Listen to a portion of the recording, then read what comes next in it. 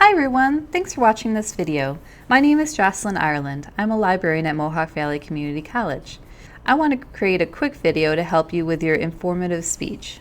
Now if you have any questions at all about your research or citations, just know that I'm happy to help. Finding good information and citing them can be hard. Don't hesitate to reach out. My email is jireland@mvcc.edu, and you can make an appointment to meet with me in person or online through the link on the screen, calendly.com/JOC-Ireland. Here's a plan for this video. I wanted to briefly talk about what exactly is a scholarly source. We'll talk about what type of sources your instructor is expecting you to use in your informative speech and your outline, and then I'll show you where to go to find these type of sources. So let's check out your informative speech assignment. Here's the assignment your instructor has provided. As you can see, your professor would like you to use at least 2 scholarly sources, meaning either peer-reviewed articles or books from the library. And we also have ebooks too, so you don't physically have to go to the library. Pretty much she doesn't want you using open web sources found through Google. So how do you know if a source is scholarly? An easy way to identify if it's scholarly is if you're on the library website, articles from peer-reviewed scholarly journals are going to be labeled peer-reviewed.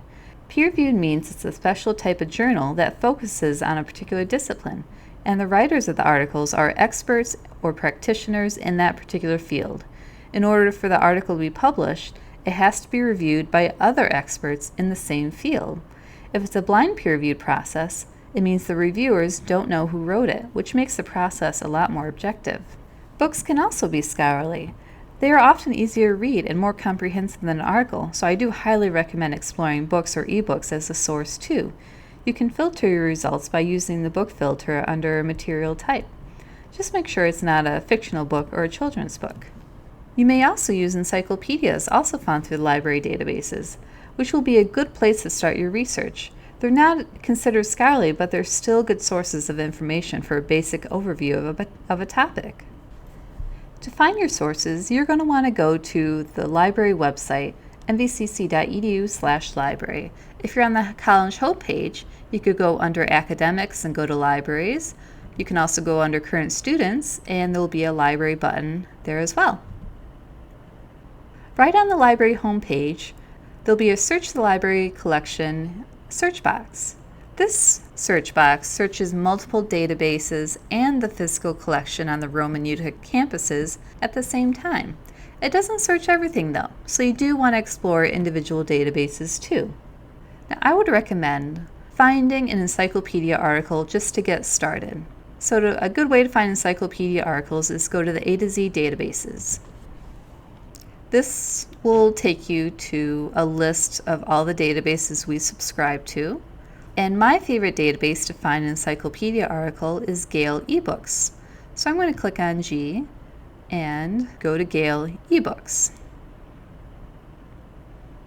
Now if you are off campus, when you click on the database's name, it will ask you to sign in to prove that you're eligible to view this content. The login is the same as your MVCC student email or Brightspace.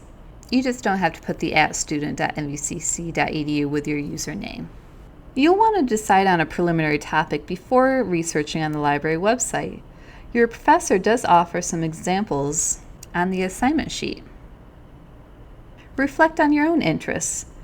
Researching and writing a speech about something you genuinely enjoy learning more about is going to be a lot more interesting than something you think will just be easy to write about. Pick something you genuinely want to learn more about. That meets the assignment requirements. So if you do have a preliminary topic, go ahead and enter it into the Gale ebook search box. Now just make sure you spell your keywords correctly. I made one little typo and it doesn't give me anything.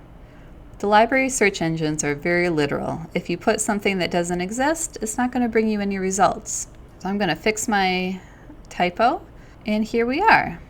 So again, this Gale eBooks database specializes in reference sources. That means mostly dictionaries and encyclopedias. That means the entries are going to be relatively short. I'm going to start with this 4-page article from this history encyclopedia. So this encyclopedia article, as you can see, is not very long, but it gets right to the point, giving me a nice overview of what exactly happened at this event. It's not going to go into great detail, but it's at least a good place to get started, to get me familiar with the ins and outs of what happened, who was involved, and possible issues that I should explore further. So if you do find something that stands out to you that you think you might use in your speech, make sure you keep track of your sources. What I like to do is I like to have a Word document or a Google Doc on the side, and I'll copy and paste the citation and the permalink for my sources as I find them. You don't want to have to retrack down your sources later on when you're writing your speech, so it's better to stay organized and keep track of your sources as you're finding them. I'm going to click on the Cite button, make sure it's MLA format, and copy it, and I'll paste it right in my document.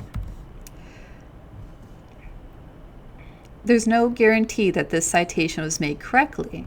A machine is just taking whatever metadata it finds about this article and plugging in the different parts and pieces, but it doesn't mean it was made correctly, so you are going to have to proofread these.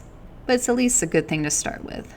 I also like going to the Get Link button and copying that and just saving that too.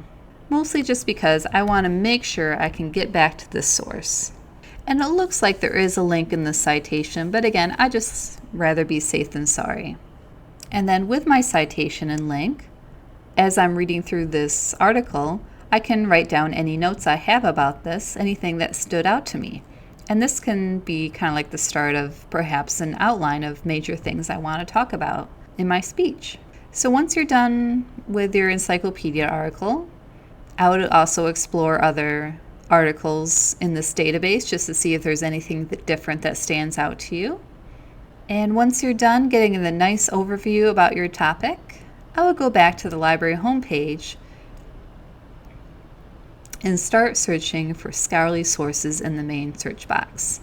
Now just keep in mind, there's a lot of different ways you could search for the same topic, so be very intentional and careful with your keywords. The words you use to describe a topic may not be the same words that the writers are using.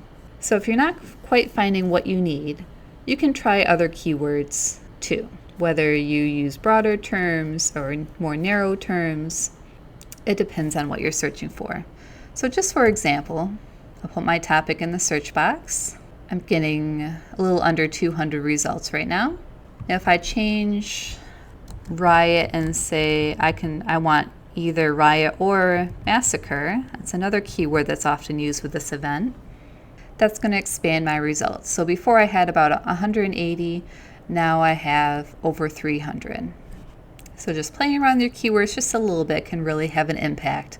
Now I already have the basics of my topic. Your teacher's not going to want you using a children's book, so I'm going to ignore that. This might be a documentary, so that might be a possibility to look into. This is a graphic novel, so probably not the best option for this particular assignment, since we need a scholarly source. Here we have a physical book in the library. It's not a children's book and it's not a graphic novel, so that could be a possibility if you can physically get to the library. So since I know I really want a scholarly source from a peer-reviewed journal, I'm going to choose my peer-reviewed journal filter. So that'll mean everything in my search result list is coming from a scholarly journal. So just browse through the articles and see what stands out to you. Don't be afraid to go past the first page of results and see what else is out there. Once you find something that stands out to you, you can click on the title. This will take you to a page that gives you more information about the source. I like to review the description, which is a summary about the article. If everything still looks like it's relevant to your research, you can either go to download PDF, that'll take you to the article, or click on one of the links going to a database that's holding the article. Any one of those links will get you to the full text of the source. I'm just going to click on download PDF and it'll take me to the article. Most scholarly sources will start with the title and the authors and then a summary or an abstract about the source. And as I scroll further down, we have the introduction, which is the start of the article. And again, if I think that I might use this in my speech, I'm going to save the citation and the link. You can get the citation through the items record. Here's a citation button. Again, make sure you get the MLA style citation. I'm going to go back to my notes page, paste the citation, and again, I like to also get the permalink too.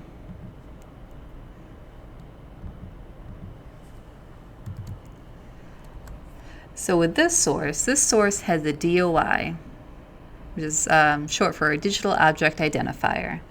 DOIs usually take you to the publisher's website. And sometimes with the publisher's website, it may not give you the full text. So Professor Raab really does like you to use the permalink to articles just so it's easy for her to get to it. It'll take her right to the library databases. So consider switching these out just to make it easier on your professor to get back to that source. And this one, we're also going to have to add an accessed date as well. And of course, before we turn this in, just make sure you do hanging indents for your citations too. All right, I'm going to clear my filters. Now, I really like using ebooks as well for my topic. I mean, books are great too if you can get to the physical library, but if you can't, you can use an ebook as a source too, and that is also considered as scholarly. So I'm going to go to Material Type, choose Books, and I'm going to say I want it available online as well. So this one stands out to me. I just clicked on the title. Now I'm going to click on the link to the database that's actually holding it, EBSCO Academic eBook Collection, and now it's taking me to the ebook. And I'm just going to click on Access Options and choose PDF. Don't choose EPUB, you need a special type of software for that. So I'm just choosing PDF, and it'll show up right in your browser. So ebooks, you can either just use your scroll bar and just scroll through the book. What I usually do is I like to look at the table of contents on the right-hand side here and see if any of the chapter titles stand out to me. If there's a prologue or an introduction, that's a good place to start too. But if you do see a chapter that stands out to you, you can just click right on it and it'll take you right to it. Also, you can use the Search Within option and search for a particular keyword and see if that keyword is mentioned anywhere in the book. So that's another easy way to navigate through a large ebook. And again, if I'm going to be citing this, I want to grab the MLA style citation, copy it, and paste it in my notes. Now this citation generator put the first name first, so I gotta switch that around.